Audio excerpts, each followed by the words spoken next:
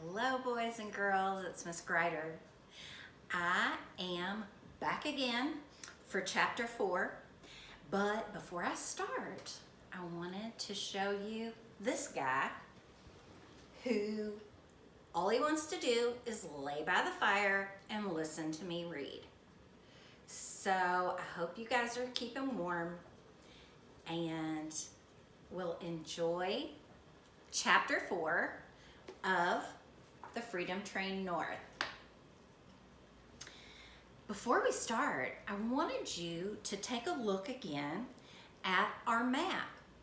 Notice on our map, the free states are up north, and you can only see a little part of Kentucky there, but you'll notice that this story of Joshua Glover's journey starts in Missouri.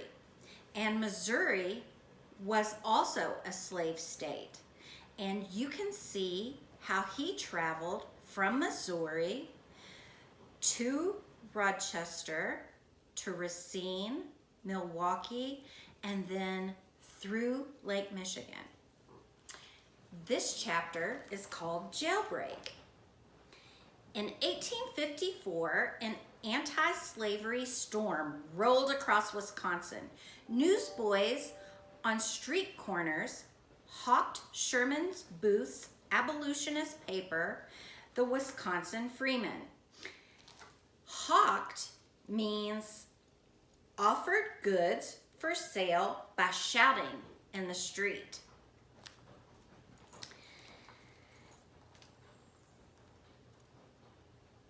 The Wisconsin Freeman and steamship captains smuggled runaway slaves from Lake Michigan to ports in Canada.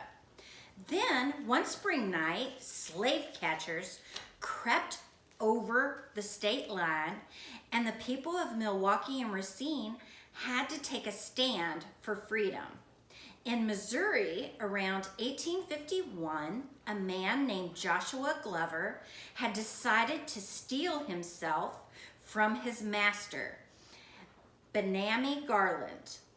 He ran and kept running until he reached Racine, Wisconsin, hundreds of miles away. In Racine, Glover found a job at the Rice and Sinclair Mill.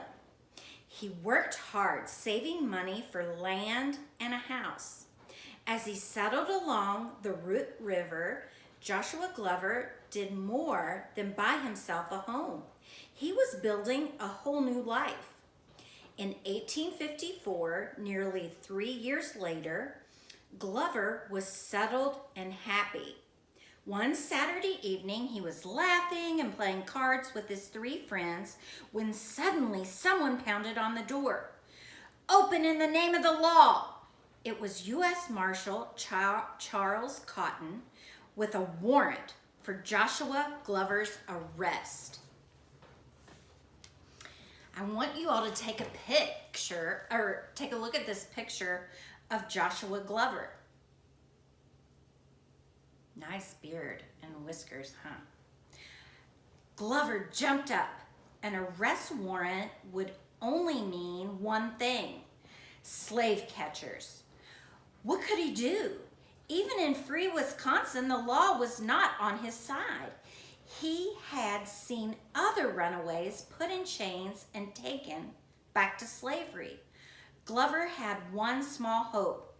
The door was latched. Maybe he could slip out the window and disappear into the woods. But before Glover could reach the window, one of his friends, Nelson Turner, did an unbelievable thing, an unthinkable thing. He pulled the latch and unlocked the door. Crash! The door flew open.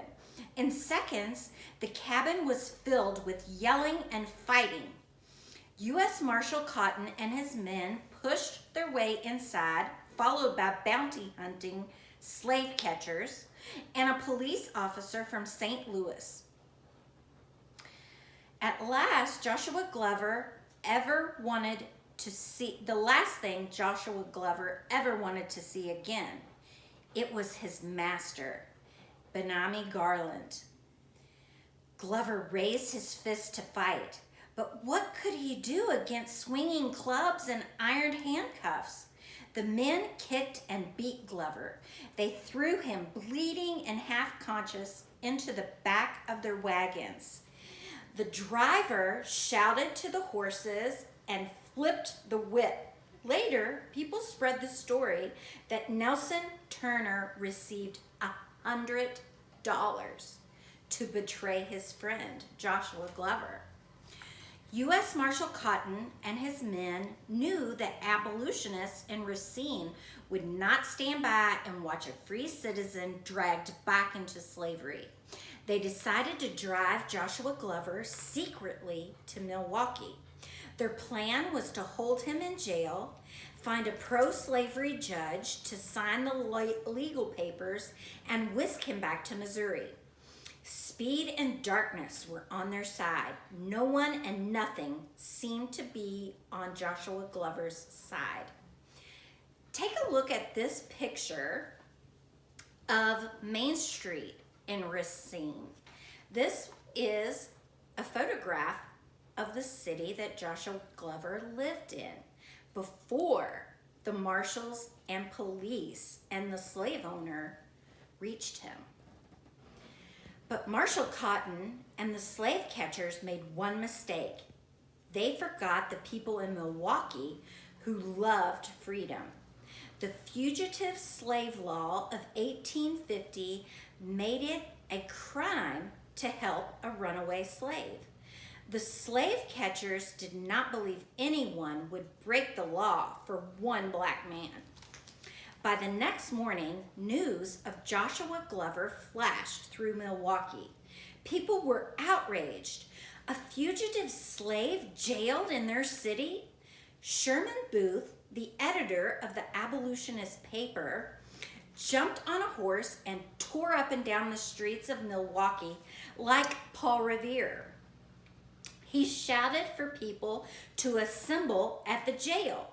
Church bells began to ring from every corner of the city. A loud, angry crowd gathered. "Release this man now," people demanded.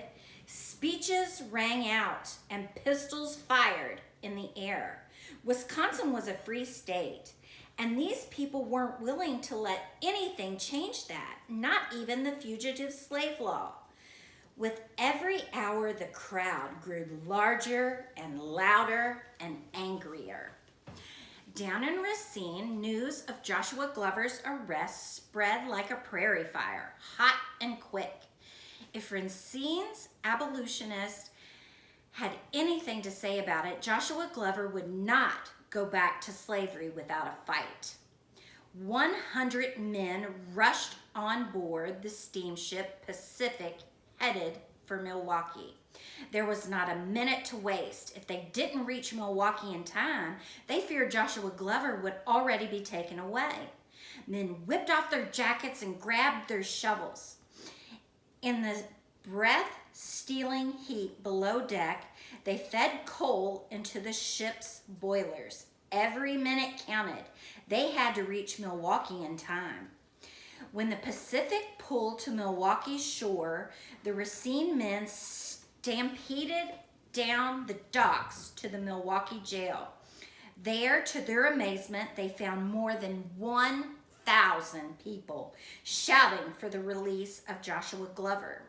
U.S. Marshal Cotton was in a terrible fix. His job was to enforce. Enforce means to make sure a rule or a law is obeyed. U.S. Marshal Cotton's job was to enforce the fugitive slave law, but the crowd outside the jail was growing bigger and more out of control by the minute. The men from the Pacific arrived with legal papers demanding that Joshua Glover be sent back to Racine. The papers even included arrest warrants charging Benami Garland and Marshal Cotton with assault for beating Joshua Glover. Assault means to attack someone or something violently.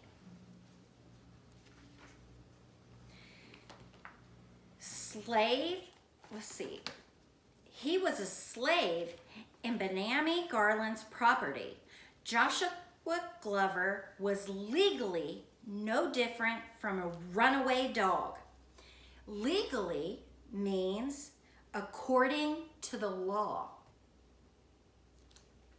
It was Marshall Cotton's job to make sure that property was returned. He must enforce the law. The crowd roared, fists pounded in the air. What kind of law made slave catchers out of people who hated slavery? People said that was unjust and needed to be broken. Unjust means not fair or not right. The crowd pushed and shoved outside the jail. Set him free, the crowd demanded. They wouldn't be slave catchers for anyone. One man ran up with a pickaxe. Others brought a piece of wood nearly 20 feet long.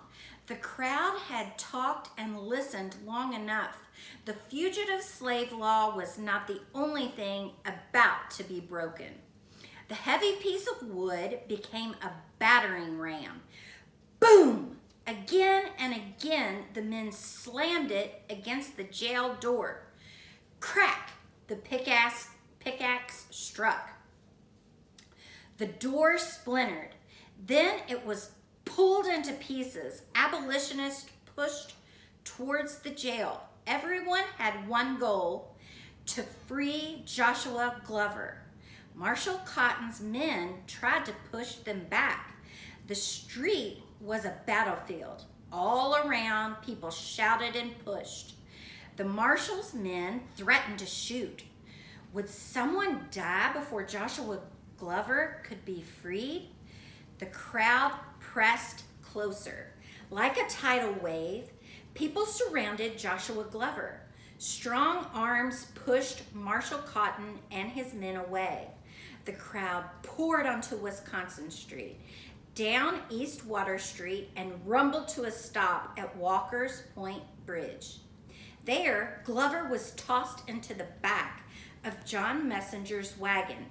"Drive, Messenger, drive!" someone yelled. As the wagon tore down the street, police officers, Marshall Cotton's men, slave catchers, and even Benami Garland chased after.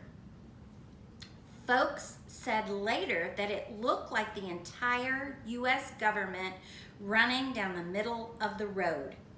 John Messenger drove clear to Waukesha before he pulled his exhausted horses to a stop. Finally, Joshua Glover could raise his head. Glover did not realize it then, but he was about to climb aboard the Underground Railroad headed to freedom. During the next few days, slave catchers and the Underground Railroad played a dangerous game of hide and seek. Marshall Cotton and his men waved arrest warrants around like flags. "Where is Glover?" they demanded. Sherman Booth and other abolitionists were thrown in jail, and police and slave catchers threatened many free black people. Meanwhile, the Underground Railroad set about its silence and secret work. Joshua Glover spent the first night in a barn belonging to the Titchener family in Waukesha. Hiding by day and traveling only at night, he moved to Richard Ela's shop in Rochester and to Reverend and Mrs. McKinney's house in Racine. No one knows how many people had hid Glover. While the slave catchers threatened and hunted, the Underground Railroad waited and watched. Then one night, a steamship with an abolitionist captain arrived in Racine Harbor. Glover climbed into the back of a wagon, and an abolitionist friend drove to the docks. They kept him in the shadows until Joshua Glover could sneak on board the ship. Before morning, The great paddle wheel began to turn, and the steamship, with her precious hidden cargo, set off for Canada. Joshua Glover's final miles on the Underground Railroad had begun. Joshua Glover finally did reach Canada and freedom, but back in Wisconsin, his rescue lit a wildfire. Sherman Booth was convicted of breaking the fugitive law for his part in Glover's escape. He went to jail and was fined $2,460, about 8 years' pay at that time. When the federal judge declared Sherman Booth guilty, Wisconsin's Supreme Court declared him innocent. The Supreme Court is the most powerful court in a state or in a country. I also want to show you a picture of Peter Thomas. Peter Thomas was an escaped slave who joined the 15th Wisconsin Volunteer Infantry in the Civil War. He too settled in Racine after the war, just like Joshua Glover tried to do.